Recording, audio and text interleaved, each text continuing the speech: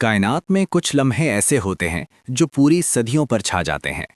ایک ایسی گھڑی جو تقدیر کے بند دروازوں کو کھول سکتی ہے۔ تصور کیجئے کہ آپ کو ایسی رات نصیب ہو جائے جس میں آنکھ جھپکنے کا اجل ایک پورے دن کے برابر ہو، ایک سجدہ جو 80 سال کی نمازوں سے زیادہ بھاری ہو، اور وہ دعا جو فوراً آسمانوں تک پہنچ جائے۔ یہ ہے لیلۃ القدر، وہ رات جسے خالق کائنات نے 1000 مہینوں سے بہتر قرار دیا۔ مگر یہ رات ایک راز بھی ہے، پردوں میں پوشیدہ۔ کیوں؟ آخر وہ کون سا واقعہ تھا جب اس کی تاریخ امت کی یادداشت سے مٹا دی گئی؟ اور آج کون لوگ ہیں جو اس کی تلاش میں رات بھر جاگتے رہتے ہیں؟ آج ہم اس مقدس راز کی گہرائیوں میں اتریں گے۔ پہلے آئیے اس رات کی اہمیت کو سمجھیں۔ اس رات کی عظمت ایک خاص واقعے سے وابستہ ہے۔ تفسیر ابن کثیر میں ایک دلچسپ روایت موجود ہے۔ ایک مرتبہ حضور اکرم صلی اللہ علیہ وسلم نے اصحاب کرام کے سامنے بنی اسرائیل کے ایک عابد کا ذکر فرمایا، وہ بندہ جو مسلسل 1000 مہینے تک اللہ کی راہ میں جہاد کرتا رہا، دن کو روزے رکھے اور راتیں عبادت میں گزاریں۔ یہ سن کر صحابہ کرام کے چہرے پر اداسی چھا گئی۔ ان کے دلوں میں یہ خیال آیا کہ ہماری عمریں تو بہت مختصر ہیں، 60-70 سال۔ اگر ساری زندگی بھی عبادت کریں تو اس عابد کے قریب بھی نہیں پہنچ سکتے۔ یہ اداسی اللہ رب العزت کو پسند نہ آئی۔ اسی لمحے جبرائیل علیہ السلام نازل ہوئے اور سورۃ القدر کا تحفہ لائے۔ اللہ نے اپنے حبیب سے فرمایا کہ آپ کے ساتھی کیوں غمگین ہیں؟ میں نے آپ کو ایسی رات عطا کی ہے جو اس عابد کے 1000 مہینوں سے بھی افضل ہے۔ یہ امت مسلمہ کے لیے رب کائنات کا سب سے عظیم انعام تھا۔ مگر اس رات کی شان صرف ثواب تک محدود نہیں۔ یہ وہ مبارک رات ہے جب کلام الہی زمین پر اترا۔ ارشاد باری تعالی ہے کہ ہم نے قرآن مجید کو قدر والی رات میں نازل فرمایا۔ علماء دین بیان کرتے ہیں کہ نزول قرآن 2 مراحل میں ہوا۔ پہلے مرحلے میں پورا قرآن لوح محفوظ سے آسمان دنیا پر موجود بیت العزت میں اتارا گیا، اور یہ واقعہ اسی رات پیش آیا۔ گویا یہ وہ رات ہے جب زمین والے آسمان سے جڑ گئے، اسی لیے اسے سلامتی کی رات کہا گیا، طلوع فجر تک۔ یہ صرف ایک آسمانی واقعہ نہیں، بلکہ اس رات کا گہرا تعلق مکہ کے ایک تاریخی غار سے بھی ہے۔ آئیے چلتے ہیں غار حرا کی خاموشی کی طرف۔ یہ رمضان المبارک کا آخری عشرہ تھا۔ حضور اکرم صلی اللہ علیہ وسلم دنیاوی آلائشوں سے دور اس غار میں اعتکاف کی حالت میں تشریف فرما تھے۔ چاروں طرف اندھیرا تھا، اور مکہ کے کافر اپنی جہالت میں خواب غفلت سو رہے تھے۔ اچانک اس خاموشی کو ایک ایسی ہستی نے توڑا جس کے پروں کی وسط سے مشرق و مغرب ڈھک جاتے تھے۔ وہ جبرائیل علیہ السلام تھے، اور وہ نورانی تحفہ جو وہ لائے تھے وہ اسی لوح محفوظ کا حصہ تھا جس کا ذکر ابھی کیا۔ جبرائیل نے قریب آ کر ایک ایسا کلمہ کہا جس نے انسانی تاریخ کا رخ بدل دیا۔ انہوں نے فرمایا، اقرا، یعنی پڑھو۔ حضور اکرم صلی اللہ علیہ وسلم نے عرض کیا، میں پڑھنے والا نہیں ہوں۔ تب جبرائیل نے آپ صلی اللہ علیہ وسلم کو اتنی محبت سے سینے سے لگایا کہ آپ کو سانس روکنے کا احساس ہوا۔ یہ کوئی عام آغوش نہیں تھا، یہ نبوت کا بوجھ تھا جو منتقل ہو رہا تھا۔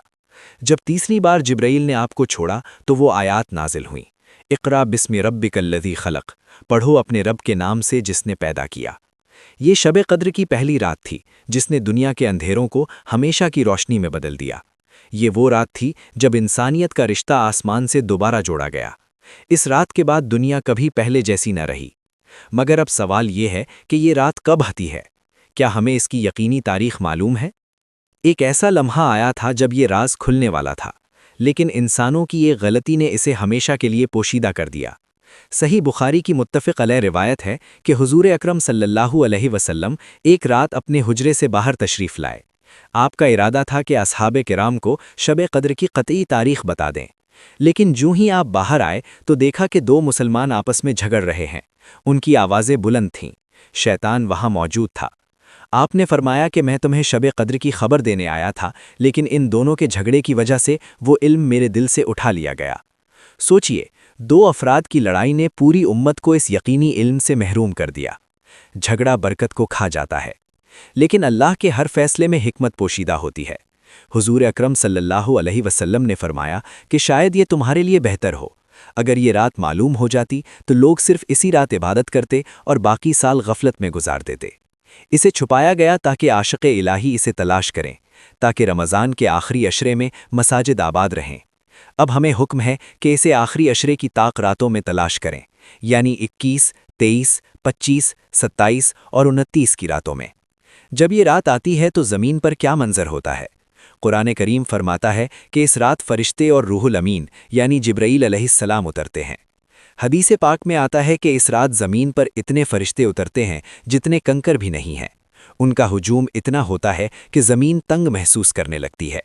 जिब्राईल अमीन जिनके 600 पर हैं, वो सब झंडा लेकर खाना काबा की छत पर उतरते हैं।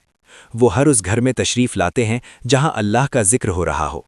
वो हर दुआ करने वाले के साथ आमीन कहते हैं और फज्र तक पूरी कायनात पर सलामती का साया रहता है। ये सिर्फ रहमतों के नुज़ूल की रात नहीं, ये शयातीन की क़ैद की रात भी है। हदीस मुबारका में है कि जब रमज़ान शुरू होता है तो सरकश शयातीन को जंजीरों में जकड़ दिया जाता है, लेकिन शब क़द्र की रात ये पाबंदी अपने उरूज पर होती है। इस रात इब्लीस और उसका लश्कर मुकम्मल तौर पर बेबस हो जाता है। वो ना कोई बुराई फैला सकते हैं, ना किसी को गुमराह कर सकते हैं, और ना ही कोई जादू या सहर इस रात असर करता है। ये एक रूहानी जंग का मंजर है। एक तरफ शयातीन जंजीरों में बंद तारीकियों में कैद हैं, दूसरी तरफ ज़मीन की हर मस्जिद, हर घर, हर सहरा में फ़रिश्तों का नूर बिखरा हुआ है। रिवायात बताती हैं कि फ़रिश्ते ज़मीन पर चलने वाले हर इबादत गार को सलाम करते हैं। जब कोई बंदा रात के अंधेरे में आंसू बहाकर अपने रब से कुछ मांगता है तो वो अकेला नहीं होता। जिब्राईल अमीन और लाखों फ़रिश्ते उसकी दुआ पर आमीन कहते हैं।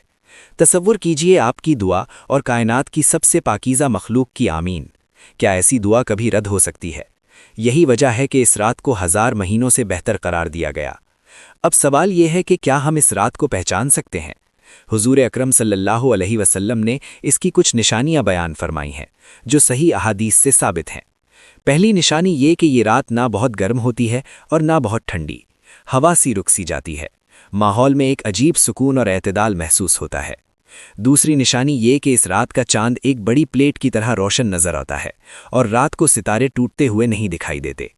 तीसरी और सबसे बड़ी निशानी ये कि जब इस रात की सुबह होती है तो सूरज निकलता है मगर उसकी किरणें नहीं होती। वो एक सफ़ेद गोल थाल की तरह नजर आता है, जिसकी रोशनी आंखों को चुभती नहीं, जैसे 14वीं का चांद हो। लेकिन याद रहे, असल मकसद निशानियां ढूंढना नहीं, इबादत करना है। अगर आपको ये रात नसीब हो जाए तो अल्लाह से क्या मांगे? हज़रत आयशा सिद्दीक़ा रज़ी अल्लाहु अन्हा ने यही सवाल किया था। तब हुजूर अकरम सल्लल्लाहु अलैहि वसल्लम ने उन्हें एक मुख्तसर लेकिन जामे दुआ सिखाई थी। आप भी इसे याद कर लीजिए।